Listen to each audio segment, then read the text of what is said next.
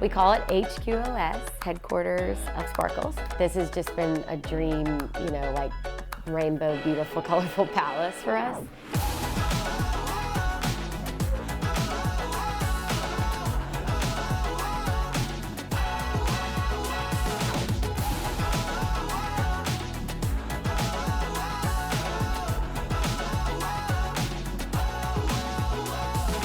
I always cared about clothes. Like, I thought that that was your first foot forward to the world. I've also loved like embellishments and frills and sparkles and things like that. But growing up, it's hard to find that. That was kind of like an 80s aesthetic. In high school, like for example, I made my prom dress, and then my prom date had a sparkly bow tie that matched. So yeah, so it's always been there. A few years into college, I was like, well, I could go this fashion route, but I was advised that it wasn't really somewhere that you could like make it big. It was very hard to like move to New York and do the fashion thing. So instead I became an engineer, like totally opposite. I went out on my first internship. You had to wear flame resistant coveralls.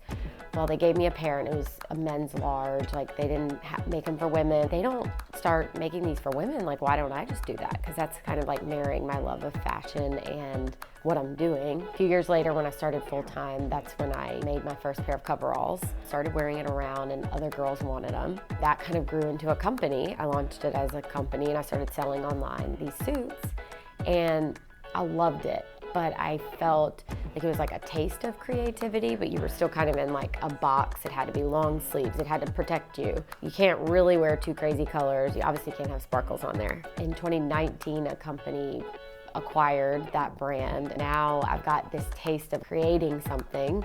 There still isn't great sparkly clothes out there that aren't vintage finds, especially for game day. I started just playing around with making my own samples, and then yeah, that's sort of how I've gotten from point A to point B, I guess. My nickname, Queen of Sparkles, came while I was still an engineer. And one weekend, we were watching an LSU football game, and I was wearing sparkles, because I always did. And a little girl in the bathroom of a restaurant said, "Excuse me, are you the Queen of Sparkles?"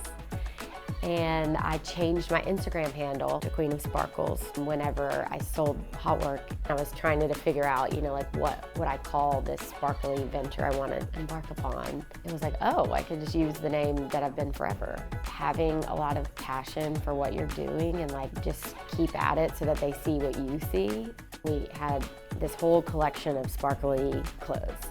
And typically you'll see like 10% of a collection has some embellishments. This was everything, and people were shocked. They were like, what is this? And it was like sweatshirts, not, cocktail dresses or what you normally, associate with sparkles. I like to call it everyday embellished. Overall, they were scared. It was like, what is this? We just stuck by it. We kept promoting it, we kept wearing it. We just kept being like, no, this is cool.